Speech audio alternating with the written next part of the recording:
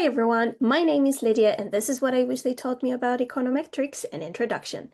In the previous video, we saw that we can compute beta 1 by removing x2 from x1, removing x2 from y, and then regressing residuals on residuals, and we also went through the theorem that makes that all possible, the Frisch Waugh Lovell theorem. Now, let's prove why this works a little bit more algebraically. And keep in mind, we're going to start from the model where we have y equals to beta 0 plus beta 1 x1 plus beta 2 x2 plus an error term u. We're going to understand exactly how this beta 1 is actually computed.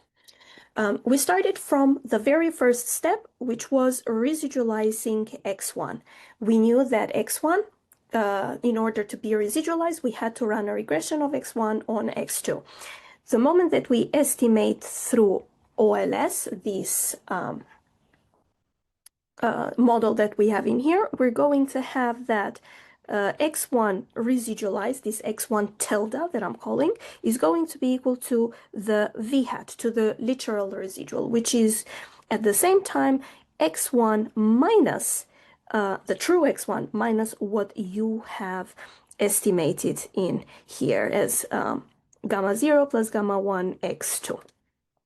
Okay, and keep in mind this residualized version again is the part. So the part of x1 that it's orthogonal to x2. And the key property that we are going to keep in mind here, and I'm going to put that in a little box in here, is that basically the covariance of x1 tilde and x2 is equal to 0. Keep that in mind because it's very, very crucial. The second step was that to residualize the y. So we would have run a regression of y on x2. If we estimate this through OLS, we would get the y tilde, which is the residualized version, equal basically to the epsilon hat, so the residual. So it would have been equal to the true y minus the estimation here, delta 0 plus delta 1 hat x2. And again, we're going to use the same property in here, and the covariance between our residualized y and x2 is equal to 0. Okay, so this is all very important. The orthogonality bit in here is what will allow us to do the rest of the steps that we are going to do now. So these first two steps are literally to make sure that by construction, both the residualized versions of x1 and x2 are orthogonal to x2. Okay. The next step will be to substitute the model. And by that, we are going to start with the actual model that we had, y equal to beta 0 plus beta 1 x1 plus beta 2 x2 plus an error term u.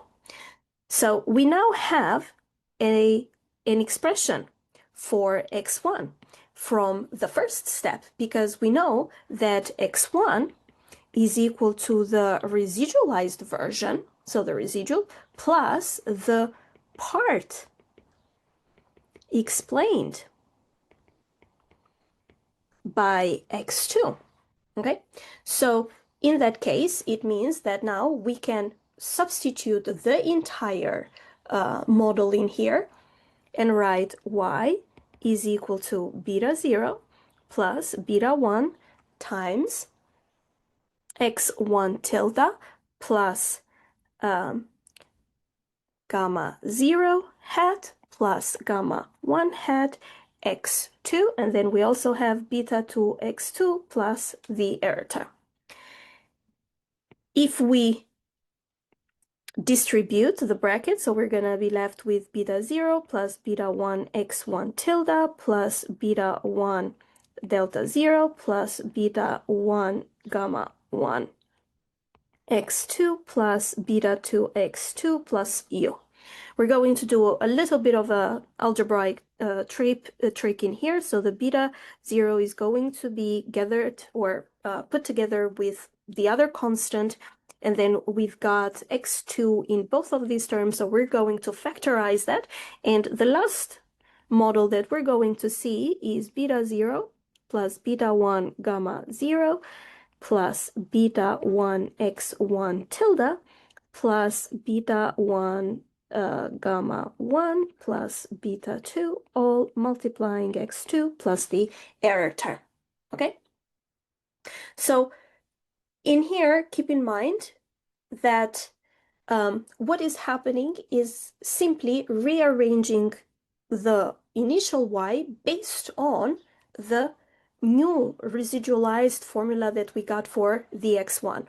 The important thing to remember is that we started from a model where in front of the x1 we had the coefficient beta 1, and even once we did the substitution in front of the x1 tilde, we see that we still have the beta 1, okay? So let's continue then with the actual expression that we got from y, because the next step that we are going to find out is that of removing x2 components.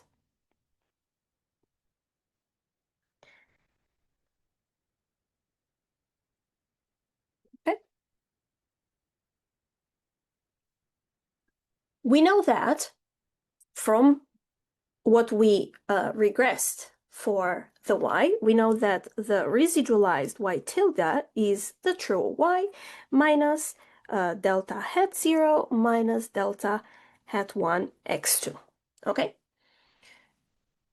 This is, in a sense, if we rearrange it, in which case we're going to have y equals to y tilde plus delta 0 hat plus delta 1 hat x2. This regression should be equivalent to this regression in here, which means that we can equalize the coefficient, the intercept with the intercept, and the other coefficients with the ones that we see in both of the equations, which means that in this case, this delta 0 hat that we have in here is actually the intercept that we saw in here, so it's just equal to beta 0 plus beta 1 gamma 0. Then what that would mean is the delta 1 that we have in front of x2 should be exactly the coefficient, even though larger, that we have on the x2 on the other equation. So from here, we have that delta 1 hat is equal to beta 1 gamma 1 plus beta 2. Okay? And this is the most crucial insight out of all of the steps that we have in here. Okay? Because what we have is OLS is projecting onto x2 and then absorbing exactly these terms which we equalized in here, because x1 tilde is orthogonal to x2, and therefore it should be invisible to the regression of y on x2. Okay? So when you are using a regression and you're OLSing y on x2, it will find the part of y that is linearly related to x2. But since x1 tilde is now orthogonal to x2 by construction, right? Because this is what we did, then OLS cannot use x1 tilde. That's why in here, when you compare these two equations, although you can equalize this part with the delta 0 in here, and you can equalize this part with this part, you don't see x1 tilde. So again, as a reminder, we already said that since x1 tilde is orthogonal, okay, to the x2, then OLS cannot use x2, cannot use x1 tilde. Right? So the OLS is going to capture exactly the same information as we have seen, the intercept and the x2 slope, but nothing else. Okay, and that's how we have basically managed to remove completely the x2, or also vice versa. If you did the cleanest version, you would have basically cleaned up the entire expression of the y tilde with respect to x1 tilde. Okay, so what remains? Because now we have written all of this explicitly, so what can we do? There is one more step that we can do actually here. Since we already now have an expression for y, is if we start from the y tilde information in here, so the rearranged version for the y tilde, we can substitute the y for the expression that we now have. And this one right here, which means that the x2 ultimately is going to be completely canceled out, all right? So we would have had y tilde being equal to beta 0 plus beta 1 gamma 0 hat plus beta 1 x1 tilde plus beta 1 gamma 1 hat plus beta 2 x2 plus the u term, okay, minus ultimately, so we would have gotten the delta 0 and the delta 1 from these two expressions in here.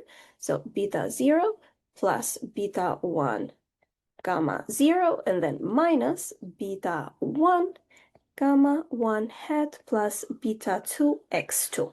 So clearly the x2 term now will completely disappear, right? And we're going to be left with y tilde being equal to beta 1 x1 tilde plus then the error term in here, okay? So this cleaned version depends only on the cleaned version, so to speak, of x1, okay? If we compute the coefficients, so if we have the regression of y hat on x1 tilde, then the Euler's formula for that, the beta 1 hat, should be equal to the covariance of x1 tilde and y tilde divided by the variance of x1 tilde, okay? And ultimately, this is exactly the coefficient from the full regression, because now we have both x1 tilde and y tilde orthogonal to x2, and then all variation related to x2 has been removed. So we would have managed to isolate exactly the pure effect of xy, which would have been the beta 1 hat. So ultimately, the Frisch Waugh Lovell theorem works because removing the influence of other variables isolates the variation that identifies the coefficient. I hope this was helpful, and I'll see you in the next video.